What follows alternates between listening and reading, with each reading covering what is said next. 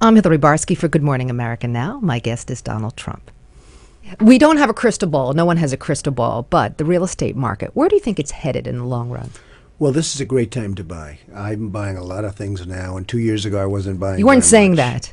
No, this is a great time to buy. This is the time to go out and start looking and start buying. And I think over the course of the next year, this is going to be the time to buy. And if you don't do it, you're going to be very, very disappointed in the years to come. This is the bottom of the market. It may go down a little bit more, it may not, but this is about the bottom of the market. And those people that are waiting on the sidelines very patiently, you think they should jump in right now? Well, I think they're starting to. I see it. I mean, I think they're starting to jump in. Certain markets are great, like Manhattan is still good, and I can't tell you how long that's going to be. But I'm talking about the rest of the country, for the most part, the country. This is the time to start looking at buying. You'll make a great deal. How about the people who are worried that their homes, they're going to lose their homes, and they have to deal with the banks, and they're fearful of dealing with the banks because of foreclosures? The banks don't want their homes, do they? Well, I think very, very important. It's something I go around and preach to people. They get a foreclosure notice saying you'll be out of your apartment or your home in 7 days, and they leave. They don't call anybody. Call your banker. Bankers aren't all bad. Some are very bad. Some are terrible. But bankers aren't all bad. And call your banker and see if you can make a deal. They don't really want your house. They have thousands of houses. They have millions of houses.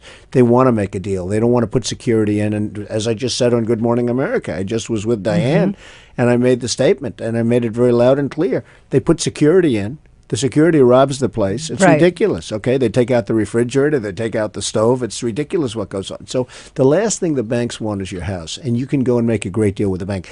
What the point is, when you get that notice of foreclosure or you get the notice of default, don't leave. Go back and negotiate. I think a lot of people, when they go in and when they want to negotiate with the banks, they get very aggressive, and that's not the way to go about this. Well, I think you started off in a very friendly manner. And by starting off friendly, let the banker see you're nice people, you're good, solid people, and you want to keep your home and you want to work out a deal with them. And they want to also.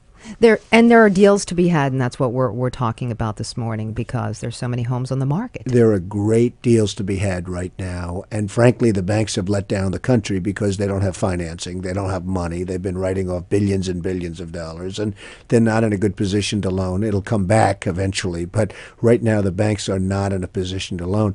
But you don't have to take, the banks already have. They've already put up their money. They have the house. Because for the most part, you're going to be dealing with banks. You can make great deals with the banks in terms of a house. Sometimes with people selling, but oftentimes with banks that already took back houses. So if I want to buy today, or somebody wants to buy today, what should I begin to look for? Well, first of all, you have to find the place that you want to be. You want to get the right location if you're talking about a house. Now, if you're talking about an investment, that's a different story. Sure. But if you're talking about, assume a house, you want to pick the right location. You want to pick a location that you know, that you like, you feel good about. You want to check your neighbors to see, can you like them? Will you like them? Will they be enemies? There's nothing worse than having a house, and I've had friends, 100 of them, where they have neighbors that are just disasters, and you want to sort of see what it is. But you want to pick the right location, the right neighborhood, and then you want to make a deal.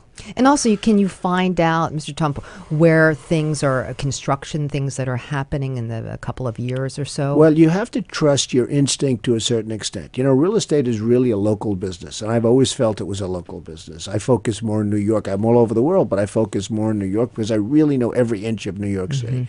And you really have to know what you're doing when it comes to purchasing, even if it's a house. For the most part, it's going to be the biggest investment that anybody's ever made. A house is always somebody's biggest investment, not necessarily my biggest investment, but it's somebody's biggest investment. And by the way, over the years, the best investment they've ever made also has been their house. So it's a very important decision for somebody, but pick an area that you like